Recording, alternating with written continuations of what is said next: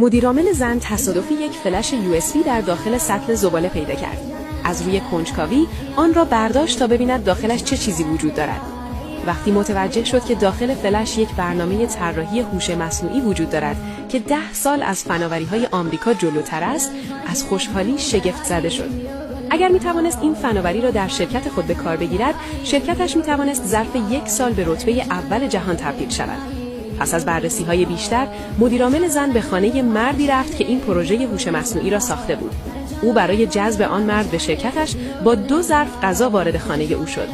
در جریان گفتگوهایشان فهمید که زندگی این مرد پر از شکست و سختی بوده است.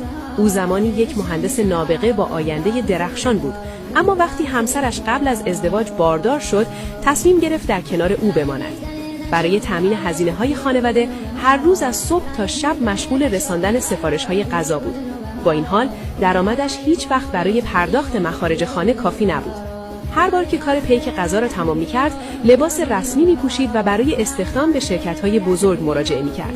اما بدشانسی همیشه همراهش بود.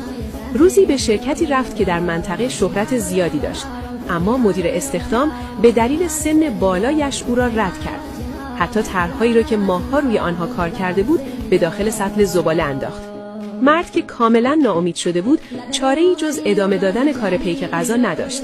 در یکی از روزها به طور اتفاقی در راهرو با مدیرعامل زن برخورد کرد. سرگرمی مدیرعامل زن چه بود؟ او همیشه به دنبال جذب افراد با طلبت از سراسر دنیا بود، اما هیچ وقت نتوانسته بود کارمند برجسته‌ای پیدا کند. همان روز او به طور اتفاقی فلشی را که داخل سطل زباله افتاده بود پیدا کرد. وقتی دید پروژه طراحی داخل آن 10 سال از فناوری‌های آمریکا جلوتر است، فوراً به دستیارش دستور داد درباره سازنده آن تحقیق کند. سرانجام فهمید که آن مرد در صنعت شهرت بسیار خوبی داشته و دستاوردهای فوق‌العاده‌ای به دست آورده است. اما شرکت قبلیش به دلیل سن او نه تنها کارهایش را دزدیده بود، بلکه او را هم اخراج کرده بود. بعد از دست دادن شغلش، مرد وارد دوران بسیار سختی شد. بدتر از همه این که مرتب پیام‌های بانک درباره بدهی‌هایی که توان پرداختشان را نداشت دریافت می‌کرد.